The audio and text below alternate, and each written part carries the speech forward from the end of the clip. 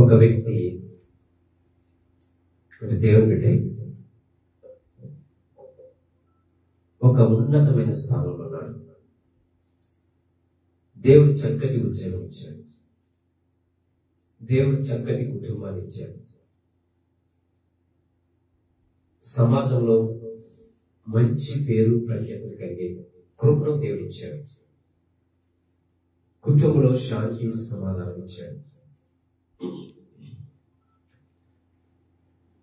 ఇంకా చాలా busy schedule మాట.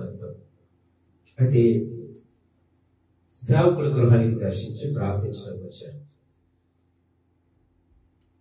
మీరు ప్రార్థన ఎక్కువ చేస్తున్నారా, లేకపోతే వాక్యం గ్రంథాన్ని చదువుతున్నారా, పరిశుద్ధ గ్రంథం అంటే మాట్లాడుతారు కదా. అయ్యా అయ్యగారు అస్సలు ఖాళీ ఉండట్లేదు, పరిశుద్ధ బైబిల్ గ్రంథం చదవడానికి అస్సలు ఖాళీ ఉండట్లేదు, చాలా బిజీ, ప్రార్థించడానికి కూడా అస్సలు సమయం ఉండలేదు. అయ్యా చాలా బాధ వేస్తుంది, నాకు అస్సలు ఏంటి ఎంత నాకు కష్టంగా ఉంటుందో, ఇబ్బంది ఉంటుందని సేవకుడు చెప్పారు. మరొక మాట వచ్చారు, అదే మాట తోటి విశ్వాసం కూడా చెప్పారు. ఏంటండి ఇలాగా, మరి మనం ప్రార్థన చేయాలి కదా, దేవుని బిడ్డలం కదా, మనం దేవుని ఎందుకు విశ్వాసం కలిగిన బిడ్డలం కదా అని తోటి విశ్వాసం కూడా మాట్లాడారు. తనలో తను బాధపడుతున్నాడు. అయ్యో ప్రభా, నేను వాక్యం చదవాలి, ప్రార్థన చేయాలి అని ఆశ ఉంది, కానీ తనకి ఏముంటలేదు, సమయము ఉండడం లేదంట. ప్రతి మనిషికి ప్రార్థించడానికి, పరిశుద్ధ బైబిల్ చదవడానికి దేవుడు సమయం ఇస్తాడా? ఇస్తాడండి. నీవు ఆరోగ్యంగా ఉన్నావంటే అది దేవుని యొక్క కృప. దేవుని నీకు జ్ఞానం ఇచ్చాడంటే దేవుని యొక్క కృప. దేవుడు నిన్ను ఉన్నతమైన స్థితిలో ఉంచాడంటే దేవుని యొక్క కృప. ఇవన్నీ మర్చిపోయి బాధపడుతున్నాడంట. అయ్యో నాకు అసలు తీరిక లేదే, సమయం లేదే, మందిరానికి కూడా వెళ్ళడానికి నాకు సమయం ఉండలేదే, ప్రార్థన చేయడానికి సమయం ఉండట్లేదే, పరిశుద్ధ బైబిల్ గ్రంథం చదవడానికి నాకు ఖాళీ ఉండలేదు అని మనసులో బాధపడుతుంటాయి. అనుకోకుండా అనారోగ్యం చేసింది. ఏంటి ఏం చేసింది? అనుకోకుండా నడవకూడదు, లేవకూడదు, అటువంటి వ్యాధి వచ్చింది. ఇప్పుడు ఏం చేస్తాడు?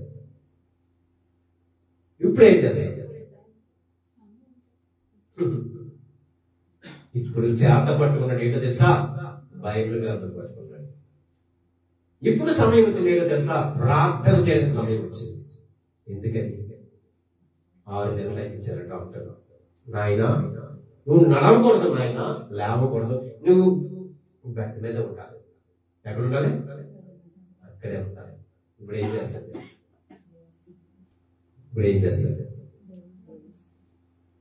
ప్రార్థన చేస్తాడా?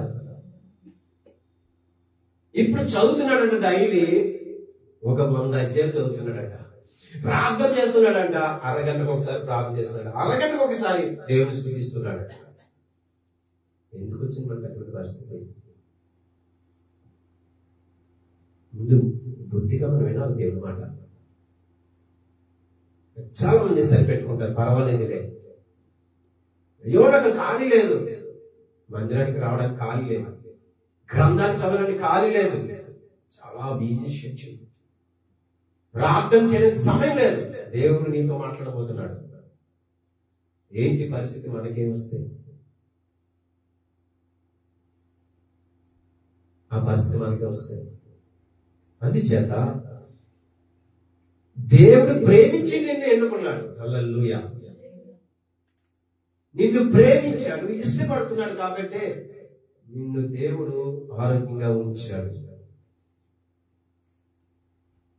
అందుకే అపోస్తలుడైన పౌలు సమయం పోనీయక చేసుకోండి. సమయం లేదనకండి దేవుని విషయంలో. వేరే విషయంలో మాట్లాడు, కానీ దేవుని విషయంలో మాత్రం, మందిర విషయంలో మాత్రం ఖాళీ లేదు, సమయం లేదు అనుకో. దేవుడు పట్టుకొని తీసుకొస్తాడు. ఎలాగా? ఏం పట్టుకుంటాడు? జుట్టు ఎందుకు పట్టుకుంటాడు చెప్పండి? నువ్వు ఎక్కడికి కథల్లో ఉంటారు. ఇప్పుడు గోదావరిలో ఎవరైనా మునిగిపోయారు ఏం చేస్తారు? ఏం పట్టుకుంటారు? కాలు పట్టుకుంటారా, చేతులు పట్టుకుంటారా? చాలా పట్టుకుంటారు. ఎందుకని? పైకి తీసుకురావాలండి. అయిపోతుంది కదా, ఇది ఎక్కడి నుంచి? అటువంటి పరిస్థితి మనకెందుకు? అటువంటి పరిస్థితి మనకెందుకు? బుద్ధిపూర్వకంగా దేవునికి విధేయత కలిగి, దేవుని యందు భయం భక్తి కలిగి బుద్ధిగా మనం ఎక్కడికి రావాలి? ఎక్కడికి రావాలి? మందిరానికి రావాలి. చక్కగా చదవాలి, చక్కగా ప్రార్థన చేయాలి. దేవునికి ఇచ్చిన సమయము దేవునికి చేయాలి. నువ్వు దొంగగా ఉండకూడదు. ఆ మాట ఎవరు చెప్పారు? ఎక్కడుంది గ్రంథంలో? మలాకి గ్రంథంలో ఉంది కదా. మీరు ఎవరు తెలుసా? దొంగలు. మీరు ఎవరు? మనం దొంగలు. ఓకే, మనకు వెళ్తాం. అపోస్తలుడైన పౌలు కొరింథీయులకు రాసిన రెండవ పత్రిక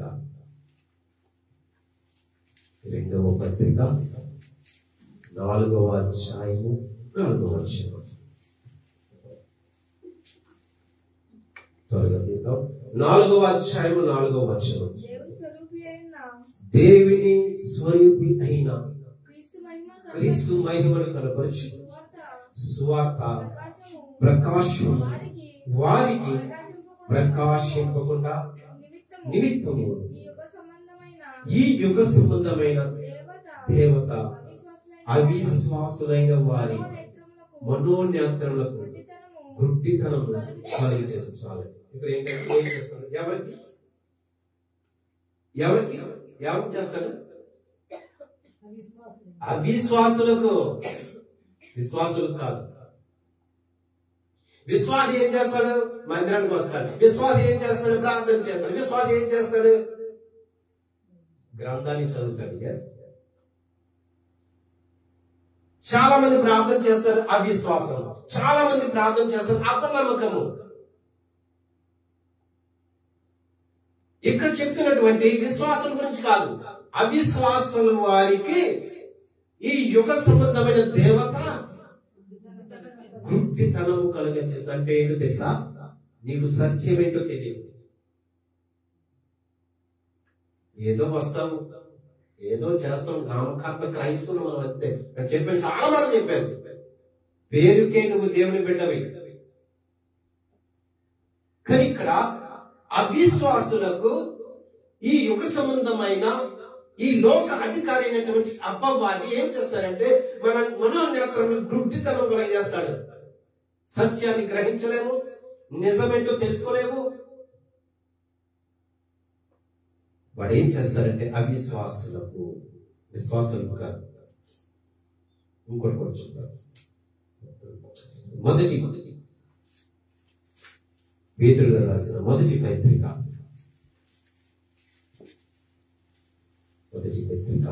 పేతురు గారు రాసిన మొదటి పత్రిక 5వ అధ్యాయము 8వ వచనం. దయచేసి అందరూ చదువుదాం.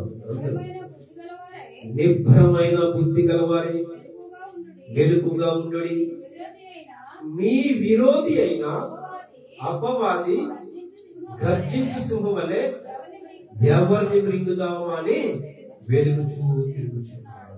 ఓకే, ఇక్కడ కూడా ఇది కూడా చదువుతాం. నిబ్బరమైన బుద్ధి గలవారే మెలుకుగా. ఎవరుంటారు? ఇప్పుడు బుద్ధి లేని కన్యక మనం చెప్పుకుంటాం కదా.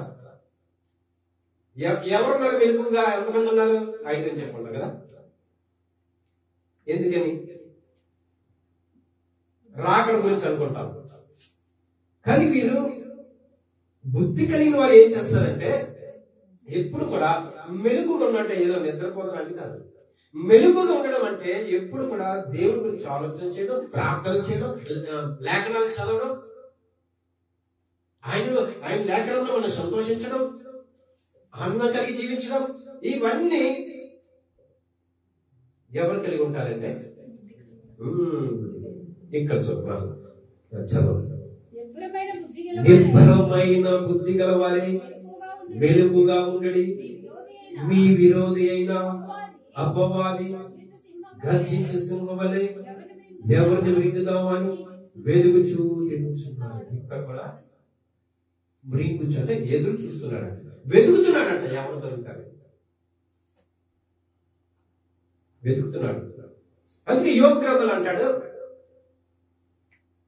నీ భక్తులు నాకు కనబడలేదు కానీ నువ్వు ఎక్కడి నుంచి వచ్చావు అడుగుతాడు ముందు దేవుడు. నేనా భూమి మీద అటు ఇటు తిరుగుతున్నాను, నలుదిక్కులో తిరుగుతున్నాను. ఎందుకని? ఎందుకు తిరుగుతున్నాడు? ఎందుకు తిరుగుతున్నాడండి?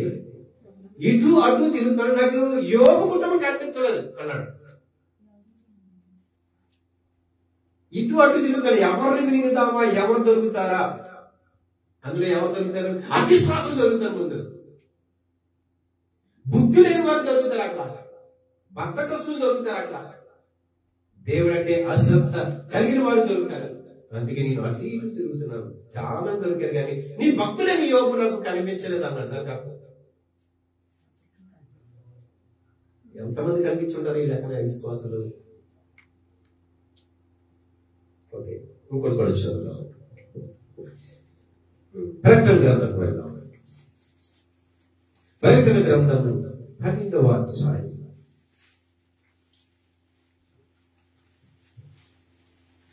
9వ వచనం చదువుతాం. ప్రకటన గ్రంథం 9వ వచనం, 12వ అధ్యాయం 9వ వచనం.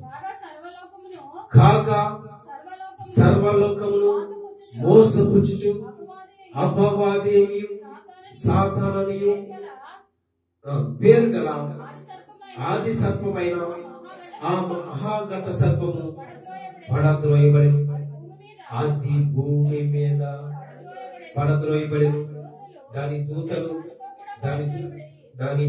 దానితో కూడా పడద్రోయబడి. చూడండి మాట ఏంటంటే, కాగా సర్వలోకము మోసపుచ్చుచు చాలు. ప్రపంచం అంతా ఏం పడ్డాడు? ఏం చేయాలంటే వాడి యొక్క ఉద్దేశం ప్రపంచం అంతని నేను మోసం చేయాలి. సర్వలోకము వాడిని ఏం చేయాలి? వాడిని మోసం చేయాలి.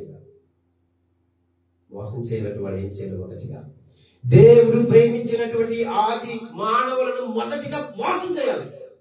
అక్కడే దొరకదు. అక్కడే కదా ఫిక్స్ అయింది. ఎవరు మోసం చేయాలి? మొదటిగా దేవుని యొక్క ప్రణాళికను పాడు చేయాలని, దేవుడు తన పోలికలో ఇష్టమైన ప్రజలుగా చేసినటువంటి మానవుని మోసం చేయాలని వాడు ఆలోచన కలిగి ఉన్నాడు. ఎక్కడికి వెళ్దాం? ఆది కాండకు వెళ్దాం. ఆది కాండం 2వ 3వ అధ్యాయంకి వెళ్దాం. 12వ వచనం చదువుదాం. మనకందరికి తెలిసినటువంటి విషయం. అందుకు ఆదాము నాతో ఉండుటకు నీవు నాకు ఇచ్చిన ఈ స్త్రీయే ఆ వృక్ష ఫలములు కొన్ని నాకు ఇయ్యగా నేను తింటినని. అప్పుడు దేవుడైన స్త్రీతో మాట్లాడి స్త్రీని అడుగుతున్నాడు. ఓకే, అప్పుడు దేవుడైన యెహోవా స్త్రీతో నీవు చేసిన పని ఏమిటని అడగగా స్త్రీ సర్పము నన్ను ఏం చేసింది? మోసపుచ్చింది, ప్రారంభించింది. ఏం చెప్పింది స్త్రీ? నేను వాళ్ళ వల్లే మోసపోయానండి, లేదంటే నేను ఎంతో నీతిమంతునండి, బుద్ధిమంతునండి, వాడి వల్ల నేను పాడైపోయానండి చెప్తారా? చాలా మంది ఇన్ని వంకలు చెప్తాం కదా. ఇక్కడ స్త్రీ ఏం చెప్తుందంటే, సర్పం వచ్చి నన్ను మోసపుచ్చింది. ప్రకటన గ్రంథంలో చదివాం కదా, ఏమన్నాడు? సర్వలోకమును మోసపుచ్చుటకు భూమి మీదకి మోసం చేయడానికి. అందుకే ఆ పండ్లు ఎలా కనిపించినాయి అంటే, అవ్వకి చూడడానికి అందంగాను రమ్యంగాను. అందుకే అపవాది యొక్క వాడికి ఉద్దేశం, ఆలోచన ఎలా ఉంటుందంటే, ప్రతి ఒక్కరిని మోసం చేయాలి. మోసం చేయాలంటే నిన్ను ఏం చేయాలంటే నీ మనోనేత్రాలు ఏం చేయాలంటే గుడ్డిదనం చేయాలి. నీకు తెలియదు కదా. ఇప్పుడు అమ్మ దగ్గరకు వచ్చి ఏంటి ఇది నిజమా, దేవుడు చెప్పాడా? కాదే, మీరు దేవదూతలు అయిపోతారే, ప్రారంభమైపోతుంది. ఇప్పుడు ఏం చేస్తున్నాడు? అమ్మ యొక్క మనోనేత్రాలు ఏం చేస్తున్నాడు? గుడ్డిదనం కలిగేస్తున్నాడు.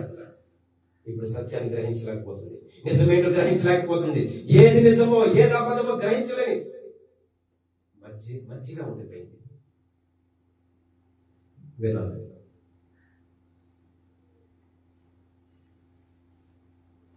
వెంటనే ఆ పండు తీసుకెళ్లి ఆదాముకి ఇచ్చింది.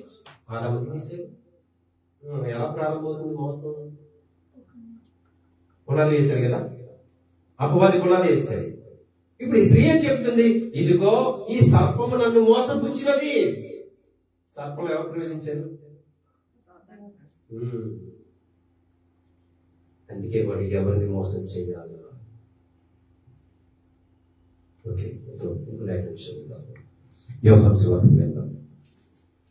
యోహాను సువార్త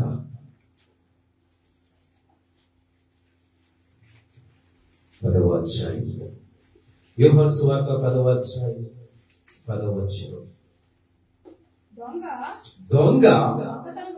దొంగతనమును హత్యను నాశనమును చేయుటకు వచ్చును గాని మరి దేనికి రాడు. గొర్రెలకు జీవం కలుగుటకు అది సమృద్ధిగా కలుగుటకు నేను వచ్చినని మీతో నిజంగా చెప్పుచున్నాను. ఇక్కడ 3 విషయాలు జాగ్రత్తగా పరిశుద్ధ బైబిల్ దయచేసి తెరవాలని మనం చేస్తున్నాం ప్రతి ఒక్కరు. లేదంటే నీ మనోనేత్రాలు యుగ సంబంధ దేవత గుడ్డితనం కలిగేస్తుంది. సత్యాన్ని గ్రహించను, మోసపోతాం. కనుక మనం చూద్దాం. దొంగతనమును హత్యను నాశనము చేయటకు వచ్చాను. దొంగ ఏం చేస్తాడు? ఒక దొంగ వచ్చాడనుకో, వాడికి ఉద్దేశం ఎలా ఉంటుందంటే దొంగతనం చేయడానికి వస్తాడు. అవునా? వస్తాడు కదా. ఏదైనా విలువైన వస్తువులు దొంగిలించడానికి ఒక ప్రణాళిక కలిగి వస్తాడు. ఇప్పుడు దొంగతనం చేసినప్పుడు ఎవరైనా అడ్డు వచ్చారనుకో ఏం చేస్తాడు? హత్య చేస్తాడు. ఈ 2 మాటలు అంతే. నాశనం పక్కన పెట్టదు. ఎవరైనా అడ్డు వచ్చారనుకో, ఎవరైనా అవసరం, స్త్రీ కావచ్చు, పురుషుడు కావచ్చు, చిన్నపిల్లలు కావచ్చు, ఎవరైనా బయట వారు కావచ్చు, ఒక సెక్యూరిటీ కావచ్చు, ఎవరైనా కావచ్చు, తన దగ్గర ఉన్న ఆయుధాన్ని బట్టి ఏం చేస్తాడు? ఎందుకు చేస్తాడు? తను వచ్చిన పని పూర్తవడానికి. ఇక్కడ నాశనం అనేది మనం పాయింట్ తీసుకున్నప్పుడు మళ్ళా చూద్దాం. చూడండి, దొంగతనమును హత్యను నాశనం చేయకపోవచ్చు కానీ మరి దేనికి రాడు. ఓకే, ఇప్పుడు అపవాది ఏం చేస్తాడంటే నీ యొక్క విలువైన వస్తువులు అక్కర్లేదు కానీ నీ నుంచి దొంగిలించడానికి ఒక ప్రణాళిక కలిగి ఉండాలి. నీలో నిజంగా పరిశుద్ధత ఉంటే, నీవు ఖచ్చితంగా సత్య మార్గంలో ఉంటే కనుక, నీవు దేవుని తెలుసుకొని సత్యంలో సన్మార్గంలో నడిచినప్పుడు వాడు ఏం చేయాలనుకున్నాడు తెలుసా? నీ నుంచి రక్షణను దొంగిలించాలని చూస్తాడు.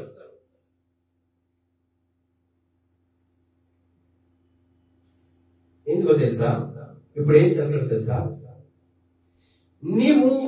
ఎప్పుడైతే నువ్వు వీటిని కోల్పోతావో నువ్వు అవిశ్వాసంలో పడిపోయి నువ్వు రక్షణ గురించి ఆలోచించే భయపడతావు. వాడు క్యాచ్ చేస్తాడు. ఎందుకు నీకు అంత అవసరం రక్షణ? ఎందుకు నీకంత? ఆయన రక్తం నీ మీద చిందిపోకడాలి. ఎందుకు అంత అవసరం? నువ్వు బ్రతుకుతున్నావు కదా, జీవిస్తున్నావు కదా, నీకు ఏంటి లోటు? ఏం చేస్తాడు? నీ మనోన్నతులు ఏం చేస్తాడు? గుడ్డితనం చేస్తాడు, నెమ్మదిగా మోసపుచ్చుతాడు. ఎందుకో తెలుసా? నిన్ను నాశనం చేయడానికి. నాకు అక్కర్లేదు నీ వస్తువు, నీ గృహం అక్కర్లేదు వాడికి, నీ యొక్క ఉన్నతమైన స్థితి వాడికి అక్కర్లేదు. దేవుడు ఏదైతే విలువైంది నీకు ఇస్తున్నాడో అది దొంగిలించడానికే వాడు ప్లాన్ చేస్తాడు, వాడికి ప్రణాళిక. ఈ సత్యాన్ని గ్రహించకుండా వాడు ఏం చేస్తాడు? మొదటిగా అందుకే అమ్మ దగ్గరికి వచ్చి, ఇది నిజమా? దేవుడు చెప్పాడా? నీకు చెప్పాడా? దేవుడు రక్షణ తీసుకోమని నీకు చెప్పాడా? తీసుకోలేని వారు ఎంతమంది బ్రతుకుతున్నారు ఈ లోకంలో? నీకు ఆలోచన వస్తుంది. ఎంతమంది జీవించట్లేదు? నీకు ఆలోచన పడుతుంది.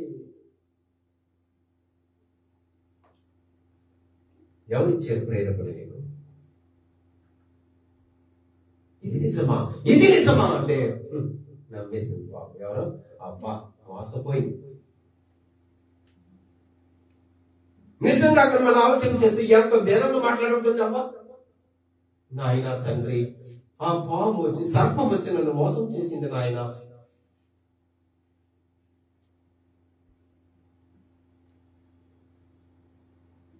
నిన్ను కూడా ఒకరోజు అడుగుతాడు, నిన్ను కూడా ఒకరోజు అడుగుతాడు.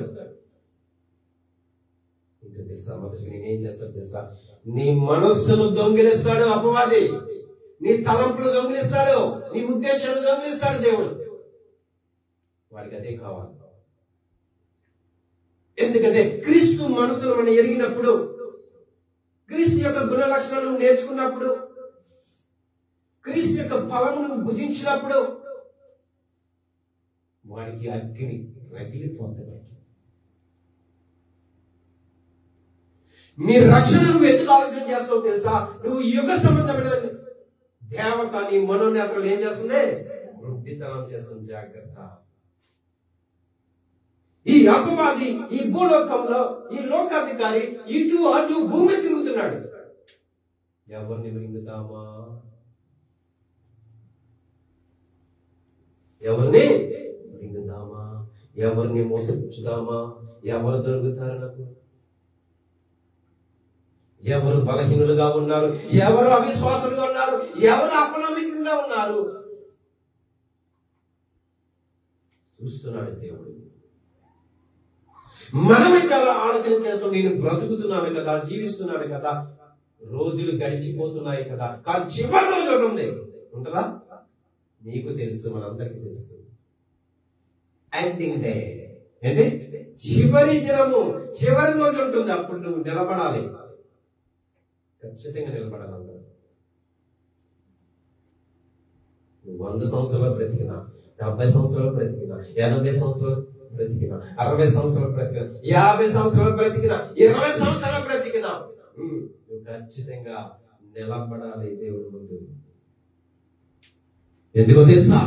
దేవుడు వీడు చేస్తున్నాడు కాబట్టి, నేను ఏర్పాటు చేస్తున్నాడు కాబట్టి, తన పోలికలు నేను చేసుకున్నాడు కాబట్టి ఖచ్చితంగా ప్రతి ఒక్కరికి ఒక ఎండింగ్ డే ఉంటుంది.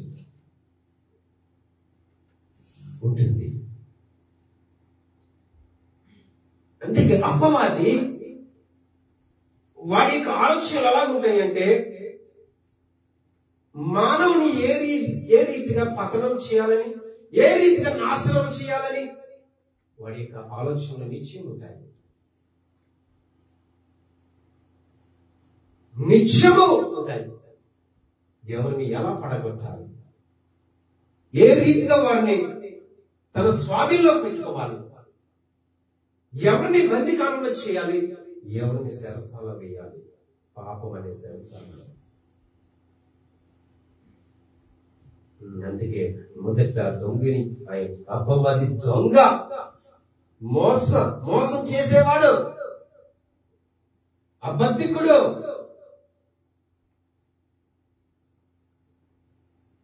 చాలా మంది అన్ని అయ్యో నేను మోసపోయానని తలపట్టుకుంటారు. అంత అయిపోయింది.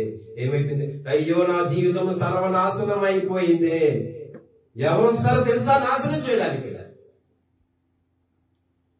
అందుకంటాడు దొంగతనమును, హత్యను నాశనం చేయడానికి వస్తాడు.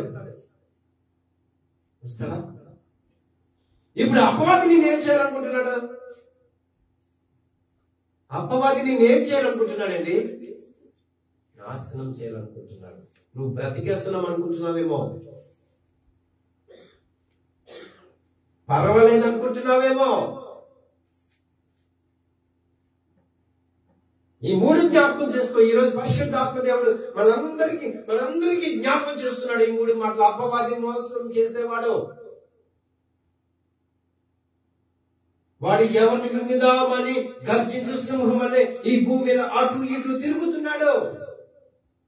నీకు అర్థం కాకుండా బైబిల్ గ్రంథము దేవుని గురించి సత్యమును గ్రహించలేకుండా నీ ఆలోచనలు పాడు చేయడానికి నీ మనోనేత్రములు యుగ సంబంధమైన దేవత ఏం చేస్తుందంటే నీ మనోనేత్రంలో గుడ్డితనం చేస్తుంది. కళ్ళు లేకపోతే నువ్వేం చూస్తావు? చెప్పండి, చూడగలవా? చెవులు లేకపోతే ఏం వినగలవు? ప్రియ సంగమా, ఈ విషయం జాగ్రత్తగా మనం గమనిద్దాం. నీ కళ్ళు లేకపోతే నువ్వు ఎలా చూడగలవు? ఏం కనబడుతుంది నీకు? అంతా చీకటే.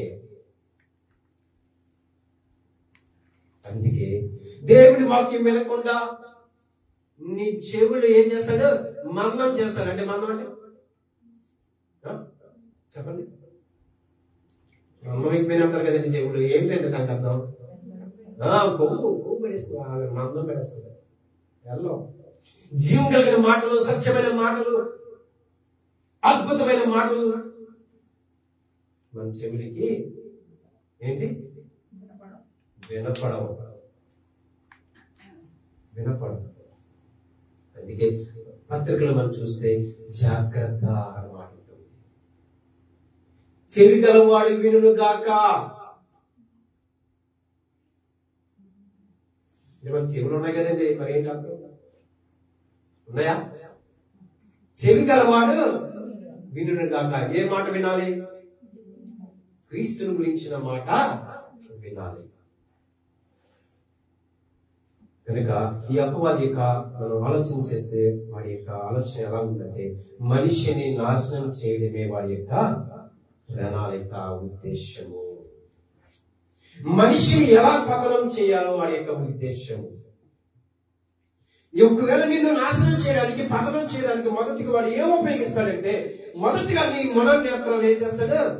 గుడ్డితనం కలిగజేస్తాడు. నిన్ను మోసపుచ్చుతాడు. ఎవరిని అప్పుడు అనుకుంటాడు, ఎవరిని మింగుదామా అని ఈ భూలోకంలో అటు ఇటు తిరుగుతాడు. అందుకే వాడికి కావాల్సింది ప్రాముఖ్యమైనది, విలువైంది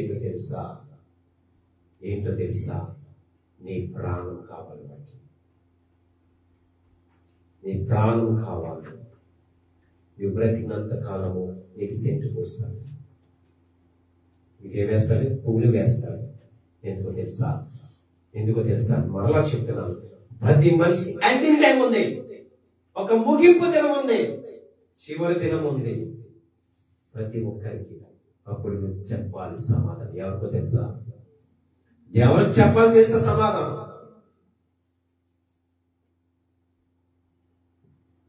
దేవుడికి చెప్పాలి. దేవుడికి చెప్పడానికి నిలబడాలి. అందుకే ముందుగా వాడి ఆలోచనలు తెలుసుకో, అపవాది యొక్క ఉద్దేశాలను తెలుసుకో, నువ్వు ఏమై ఉన్నావో తెలుసుకో, నువ్వు ఎవరి వారో తెలుసుకో, నువ్వు ఎటువైపు ఉన్నావో తెలుసుకో. సత్యాన్ని గ్రహించు, అనుసరించు, పాటించు, నీకు అర్థమవుతుంది. అందుకే పరిశుద్ధాత్మ దేవుడు మనకి సహాయం చేస్తాడు. ఏంటో తెలుసా? సర్వ సత్యంలోకి నడిపించాలి. ఎంత ఆశపడుతుంది. మనంతా ఏదో కష్టం వస్తే మొక్కుబడి ప్రార్థన, శ్రమ వస్తే నిమిషం ప్రార్థన. అందుకే వాడు ఏం చేస్తాడంటే, మరలా చెబుతున్నాను, దేవుని మందిరానికి రాకుండా చేస్తాడు. గుర్తుపెట్టుకోవాలి, రాసుకోవాలి డైరీలో. నేను మందిరానికి రాకుండా చేస్తాడు, రాసుకో. ఈరోజు గృహంలో ప్రార్థన చేయకుండా చేస్తాడు. రాసుకో. బైబిల్ గ్రంథం మొట్టమొదటి చదవ కూడా రాసుకో. ఇది కూడా ఇవన్నీ ఎవరియో తెలుసా? వాడి యొక్క ఉద్దేశాలు. నువ్వు అనుకుంటున్నావు దేవుడు కాపాడతాడు, నేను ఒక వారం వెళ్తున్నాను, ఆదివారం వెళ్ళిపోతున్నాను, చాలా ఈ వారం అంతా ఏం చేయకుండా పర్లేదు, ఆదివారం వెళ్ళిపోతున్నాను కదా, ఏడు దినాలు కాపుదల ఉండదు అనుకోకు. ప్రతిరోజు ఎవరిని మింగుదామా అని అటు ఇటు తిరుగుతున్నాడు భూలోకంలో ఒక అధికారి. నువ్వు దొరికావా? జాగ్రత్త. వాడి స్వాదులకు వెళ్తావా? జాగ్రత్త. జాగ్రత్త. రాసుకో. నువ్వేం చేస్తున్నావు? ప్రతిరోజు నీ యొక్క అనుదినం దినచర్య యొక్క ఆలోచన చేయి. ఏం చేస్తున్నావు? మనం ఇంకా ఎప్పుడు తెలుసుకుంటాం సత్యాన్ని? ఇంకా పాలు తాగే పసిబిడ్డలాగా ఉన్నామా? ఇంకా అలాగే ఉన్నాం మనం? బలమైన ఆహారం నీకు వద్దా? ఈ 80 సంవత్సరాలే పాలు తాగుతావు నువ్వు, నీకు వద్దా బలమైన ఆహారం? ఇంకా ఆధ్యాత్మిక జీవితంలో నువ్వు ఎదగవా? వద్దా నీకు బలమైన ఆహారం?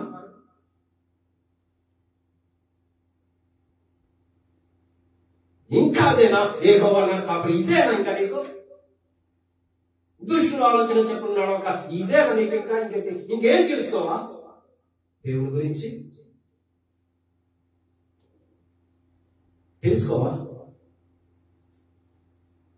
ఇంకా ఎంతకాలం ఉందా?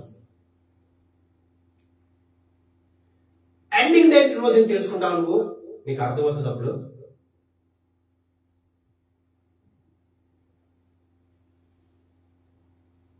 ఒక విషయం చెప్తాను.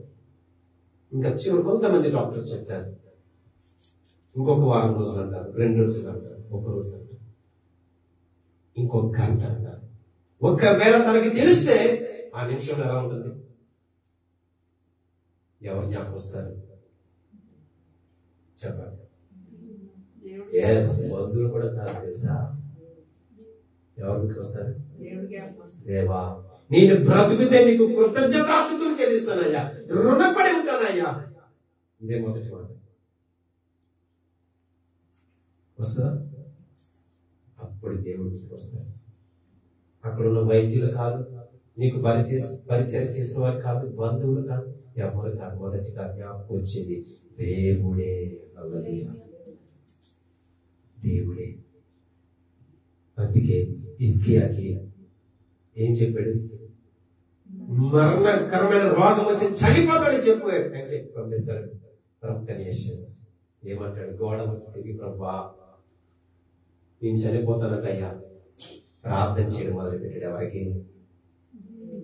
దేవునికి. ప్రభువా ఒకప్పుడు నీ సన్నిధానంలో సత్యమైన ప్రార్థన చేశానా? జ్ఞాపకం చేసుకోతాను. యథార్థంగా ఆరాధన చేశానా? జ్ఞాపకం చేసుకోతాను. నన్ను బ్రతికించు నాయన.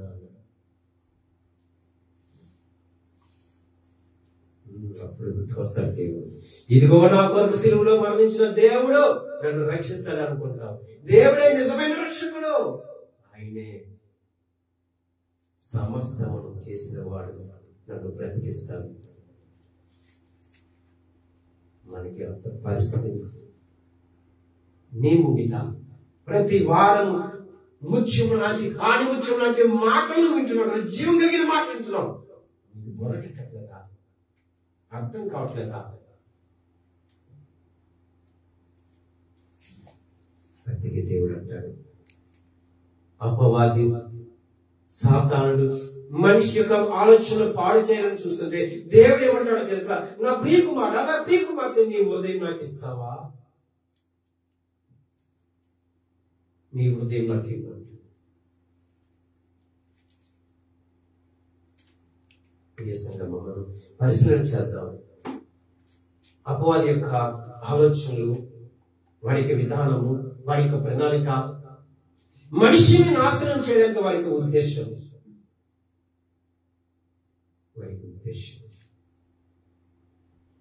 అందుకే మొదటిగా చూడడానికి చక్కగా ఉన్నాయి వృక్ష ఫలాలు, అవునా? అందంగా ఉన్నాయి, అవునా? ముట్టుకోవాలనిపించింది, అవకి తినాలనిపించింది. మొదటికి ఎలా ఉన్నాయి? చూడడానికి అందంగా ఉన్నాయి, చూడవచ్చుగా ఉంది, ఎలాగైనా తాకాలనిపిస్తుంది. తర్వాత చేసిన తర్వాత చివరికి ఏం పొందుకుంది? శాపం పొందుకుంది. మరి మనం కూడా అపవాది నీకు కూడా రంగుల వలె చూపిస్తాడు. మొదటిగా ఇది బాగుందని చూపిస్తాడు నీకు. ఫస్ట్ ఇన్నింగ్స్ బాగుంటుంది, సెకండ్ ఇన్నింగ్స్ అర్థమవుతుంది ఏంటండి. ఫస్ట్ బాగుంటుంది, తర్వాత చూపిస్తాడు. మనకొద్దు అటువంటి పరిస్థితి. దేవుని సంగమా, మనకొద్దు అటువంటి పరిస్థితి. ఆ మార్గం మనకొద్దు, అటువంటి ఆలోచన మనకొద్దు. నువ్వు గ్రహించాలంటే చక్కగా గ్రంథాన్ని చదువు, నీకు అర్థమవుతుంది. ప్రార్థించు. నాకు చదవడం రాదని చెప్తున్నావా? అందుకే దేవుడు అంటే వినుట వలన విశ్వాసం ఉంటుంది. విను, వాక్యాన్ని విను. సేవకులు చెప్పిన ఎన్నో మాటలు విను. నీకు చదవచ్చా? చదువు. ఇప్పుడు చెప్పచ్చు, వంకలు పెట్టచ్చు. తర్వాత దేవుడి ముందు నిలబడినప్పుడు నువ్వు ఏది చెప్పడానికి నీ నోట మాట రాదు. ఏమో తెలుసా? దానికి సమాధానం ఉండదు. కాబట్టి ఉండదు సమాధానం దగ్గర. ఏ సంఘం ఆలోచించేద్దాం. వాడి అన్ని రీతిలుగా మనం మోసం చేయాలని, ఎలాగైనా మనం గురించి వేయాలని, మన జీవితాన్ని నాశనం చేయాలని వాడు గురి పెట్టాడు. ఎలాగైనా పతనం చేయాలి మానవులని వాడి ఉద్దేశం. అందుకే మొదటి చెప్పాను, సమయం లేదా అనద్దు. నాకు బైబిల్ గ్రంథం చదవడానికి సమయం లేదు అనవద్దు. దయచేసి ప్రార్థన చేయడానికి నాకు సమయం లేదు అనవద్దు. నీకు తెలుసు సమయం ఉందని. నీకు తెలుసు నీకు సమయం ఉందని. మనుషులైతే వినవచ్చు, తోటి విశ్వాసం సేవకులైన వినవచ్చు, కానీ దేవుడికి తెలుసు నీకు సమయం ఉందని. దాన్ని వృధా చేయకు. ఆ వృధా చేసావా వచ్చేస్తాడు. వాడు వచ్చేస్తాడు. వచ్చిన తర్వాత నీ నేత్రం ఏం చేస్తాడు? వృద్ధితనం చేస్తాడు నీకు. అప్పుడు నీకు అర్థం కాదు ఏది సత్యమో ఏది అసత్యమో. నువ్వు సత్యంలోకి వెళ్తున్నావా అసత్యంలోకి వెళ్తున్నావా నీకు అర్థం కాదు. అలా చేస్తాడు. అంతా జరిగిపోయిన తర్వాత ఏముండదు. ఉంటే మేలుకో, తెలుసుకో, జాగ్రత్త పడు. దేవుడు ఎన్నో ఇస్తున్నాడు మనకి. ఆయన ప్రేమతో మనల్ని హెచ్చరిస్తున్నాడు. ఆయన ప్రేమతో మనల్ని గద్దిస్తున్నాడు. నువ్వు లోబడు. ఆయన మాటలు శిరస్సు వహించు, అంగీకరించు. క్రీస్తులో నీవు కూడా క్రీస్తులాగా మారుతావు. అప్పుడు వాడికి భయం. ఎందుకో తెలుసా? నీలో గుణలక్షణాలు ఉంటాయి. క్రీస్తు కలిగిన గుణలక్షణం నీలో ఉన్నప్పుడు. అందుకంటాడు మీ విరోధి అయిన అపవాది అని మాట చదివాం కదా. మనం ఇంకో గ్రంథంలో చదువుతాం, నీకు రూపింపబడిన ఏ ఆయుధము వర్తిల్లదు.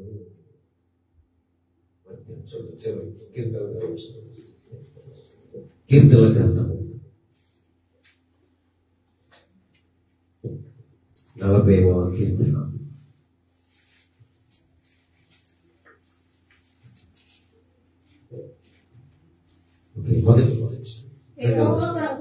యెహోవా కొరకు నేను సహనంతో కనిపెట్టుకుంటుని, ఆయన నాకు చెవి ఎక్కి నా మొర ఆలకించను. నాశనకరమైన గుట్టలో నుండి, జిగట గల దొంగ ఊబిలో నుండి ఆయన నన్ను పైకెత్తెను. ఏంటండి? నాశనకరమైన గుట్టలో నుండి వాడు ఏం చేయాలని చూస్తున్నాడు? మనిషిని దొంగ వచ్చినప్పుడు ఏం చేయాలని చూస్తున్నాడు? మనల్ని నాశనం చేయాలని చూస్తున్నాడు. దేవుడు ఏం చేస్తున్నాడు? ఇక్కడ చదువుతాడు.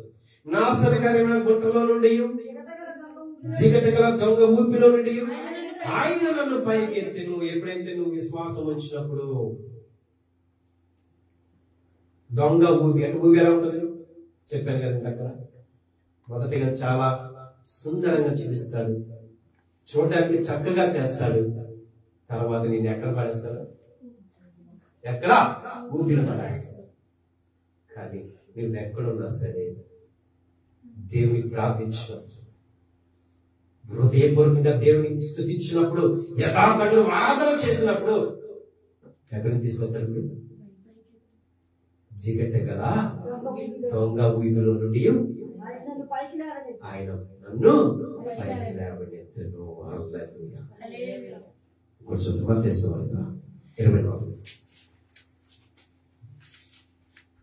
24వ అధ్యాయం 43వ వచనం. 24వ అధ్యాయము 43.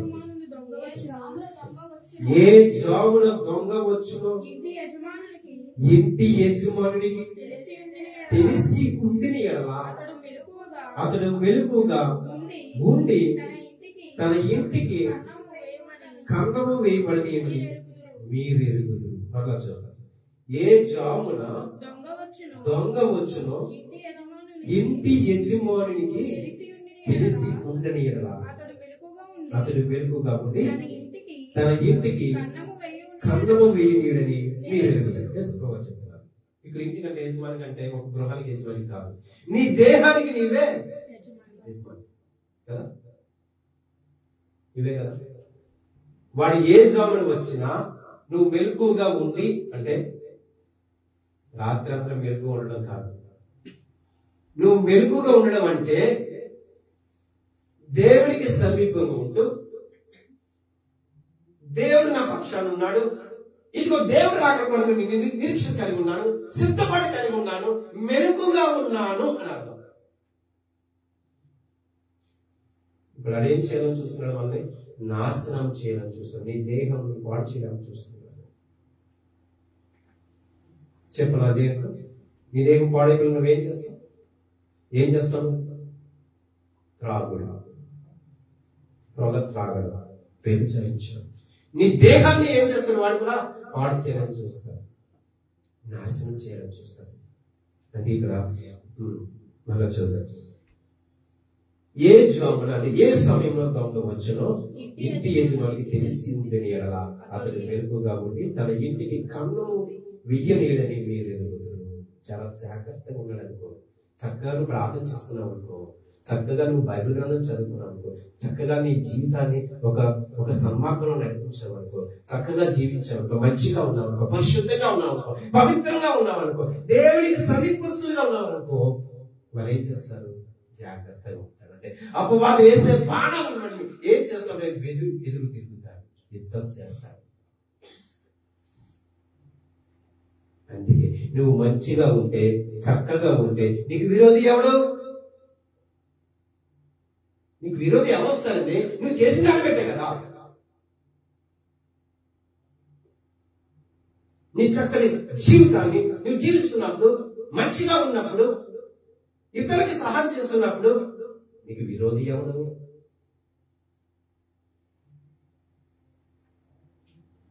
నువ్వు దేవునికి సమయం చేస్తే, దేవునికి ప్రార్థిస్తే, చక్కగా పరిశుద్ధ బైబిల్ గ్రంథం చదివితే, చక్కగా క్రమంగా నువ్వు మందిరానికి వస్తే, ఉపవాసం ఉంటే, ఇవన్నీ చూస్తే అపవాది నిన్ను ఏం చేయగలడు? ఏం చేయలేదు. ఎందుకో తెలుసా? నువ్వు వెలుగుగా ఉన్నావు, అన్ని విషయాలను సిద్ధపడి కలిగి ఉన్నావు. ఒకవేళ లేకపోతే నిన్ను మింగేస్తాడు, మోసపుస్తాడు, నీ మనోనేత్రాలు గుడ్డితనం చేస్తాడు. జాగ్రత్త. ఇవన్నీ నువ్వు కలిగి ఉన్నప్పుడు వాడు ఏం చేస్తాడు? నిన్ను నాశనం చేస్తాడు. మనల్ని వాడి యొక్క గురి నాశనం చేస్తాడు. అందుకే అపవాది దొంగ మాటలు చెప్తాడు, మోసపూరితమైన మాటలు మనకి పలికిస్తాడు. ఇవన్నీ నువ్వు కలిగి ఉంటే జాగ్రత్త. ఒకవేళ దొంగ వస్తే వస్తువుల గురించి వస్తాడేమో, మనిషిని చంపుతాడు. కానీ అపవాది సర్వస్థాయి నిత్య నాశనానికి వెళ్ళడానికి ప్రయత్నిస్తాడు. ప్రియ సంగమా, ఆలోచన చేద్దాం. ఈ రోజు నువ్వు దేవుని మందిరానికి వచ్చావు, ఏమేనావు? నువ్వు గ్రహిస్తున్నావా? ఇందులో సత్యమేంటో నువ్వు నేర్చుకుంటున్నావా? అందుకన్నా నువ్వు రాసుకో. ఈరోజు నువ్వేం చేస్తున్నావు, ఎందుకంటే మేము అడగకపోవచ్చు లెక్క దేవుడు ఖచ్చితంగా అడుగుతాడు. నీకు ఇచ్చిన జీవితాన్ని గురించి దేవుడు ఖచ్చితంగా అడుగుతాడు. ప్రతి ఒక్కరు నువ్వు చెప్పాలి సమాధానం. ప్రియ సంగమా, దేవుని అంత విశ్వాసం కలిగినది దేవుడు ఈ రోజు ప్రేమతో గద్దిస్తున్నాడు, ప్రేమతో హెచ్చరిస్తున్నాడు. మరలా చెప్తున్నాడు, నువ్వు అంగీకరిస్తావా? దేవుని మార్గంలో ఉంటావా? దేవుడు చెప్పింది చేస్తావా? దేవుడు గొప్ప కార్యాలు చేస్తాడు. దేవుడు నిత్యం నీ పక్షాన్ని ఉంటాడు. దేవుడు నీ పక్షాన్ని నీ తరపున దేవుడు ఏం చేస్తాడు? యుద్ధము చేస్తాడు. అందుకే ఉన్నమాట యుద్ధము అదే చెప్పడానికి చాలా సులువుగా చెప్తాను. యుద్ధం చేయాలంటే నువ్వు ఎలా నిలబడాలి? ఎందుకంటే నీ కొరకు ప్రాణం పెట్టిన దేవుడు నీ కొరకు యుద్ధం చేయలేడా? చేస్తాడు. కానీ మన మనసులో ఆలోచన చేద్దాం. వాడు మన మనసులో పాడు చేయాలని చూస్తున్నాడు. అందుకే మనం జాగ్రత్తగా ఉండాలి. అందుకే అంటాడు, నీ హృదయం నుంచి వచ్చినవి అంటాడు. దొంగతనము, వ్యభిచారం, ఇవన్నీ ఎక్కడి నుంచి వస్తున్నాయి? నీ హృదయ తలంపు నుంచి వస్తున్నాయి. ఎక్కడి నుంచి చుట్టూ వస్తున్నాయి? మన ఆలోచన కదా మనం పాడు చేసేది, మన ఉద్దేశాలు కదా మనం పాడు చేసి. ఒక ఆలోచన కలిగి వెళ్ళినప్పుడు పాడైపోతాం. కానీ అదే వాడి గురి. దయచేసి మనం ప్రార్థనలో ఉందా వెలుగుగా? దయచేసి మనం వెలుగుగా చక్కగా పరిశుద్ధ బైబిల్ గ్రంథం చదువుదాం. చక్కగా మనం మందిరానికి వద్దాం, సేవకులు చెప్పిన మాటలు విందాం, ఆచరిద్దాం, పాటిద్దాం. తద్వారా పరలోక రాజ్యానికి నువ్వు వారసురాలు అవుతావు, వారసులు అవుతావు. లేదు ఇది అక్కర్లేదు అనుకుంటే మరలా చెప్తున్నాను, మరొక లోకం ఉంది మనందరికీ. నువ్వు దేవుని మాట వింటే మరొక లోకం ఉంది. ఈ రెండు కూడా నీవే ఆలోచన చేసుకో. నీకు ఏది ఇష్టమో, దేని ప్రకారం వెళ్తావో, దేని నువ్వు అంగీకరిస్తావో దేవుడు ఈరోజు మనకే వదిలేస్తున్నాడు. కనుక ప్రియనేస్తామా, ప్రియ సంగమా, ఆలోచన చేద్దాం. దేవునికి విధేయులుగా ఉందాం, దేవుని ప్రేమించే వారు ఉందాం, దేవుని మాటలు ఆలకిందాం. తద్వారా నీ జీవితం కట్టబడుతుంది, నీ జీవితం పరిశుద్ధంగా ఉంటుంది. దేవుడు చక్కగా నేను నడిపిస్తాడు, నీ కుటుంబాన్ని పోషిస్తాడు, నీ కుటుంబానికి యజమానిగా ఉంటాడు. అన్ని విషయాల్లో దేవుడు కృప చూపిస్తాడు. ఎందరిలో ఆయన కలుగరిస్తే ప్రతి కుటుంబంపై ఉంటాయి. అని ఎవరిని విడిచిపెట్టాడు. కనుక ప్రార్థన చేద్దాం, దేవుడు గొప్ప కార్యం చూద్దాం. యథార్థంగా ప్రార్థన చేద్దాం, నమ్మకంగా దేవుని స్తుతిద్దాం, ఆరాధన చేద్దాం. దేవుడికి ఇవ్వాల్సిన సమయం చేద్దాం. ఎన్నో సమయం, మనకి ఎంతో సమయం ఇచ్చాడు, కానీ దేవుని సమయం కూడా ఉంది. నీకు సమయం లేదంటే దేవుడు మాట్లాడవలసి వస్తుంది, దేవుడు నీతో మాట్లాడవలసి వస్తుంది. నువ్వు తట్టుకోవాలి, నాకు ఆ పరిస్థితి వద్దు. ప్రార్థన చేసుకుందాం, దేవుని స్తుతిద్దాం, బుద్ధిపూర్వకంగా దేవునికి ఆరాధన చేద్దాం. తద్వారా దేవుడి ఆశీర్వాదం పొందుకోవాలి. పరిశుద్ధాత్మ దేవుడి గురించి మనందరికీ సహాయం చేయను కాక. ప్రార్థన. పరిశుద్ధ సర్వాధిపతి, జీవాధిపతి, జీవుడు కలిగిన యేసు నీకు వందనాలు. పరిశుద్ధాత్మ దేవానికి స్తోత్రాలు చెల్లించుకుంటున్నాం. దేవా, ఈ రోజు మాకు వివరంగా గద్దించారయ్యా, వందనాలు. నీ గద్దింపు విని నీకు లోపడితే నిజంగా మేము ధన్యులం ప్రభు. నాయన వాక్యాన్ని దినాలను ఇచ్చేందుకు స్తోత్రం.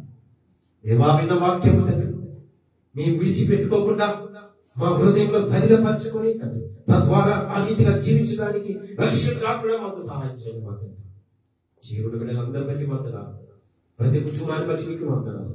ఎంతో ఆశతో చేరుతుంది రాష్ట్రాల ప్రాణాన్ని తృప్తిపరిచినందుకు నా తండ్రి నీకు వందనాలు.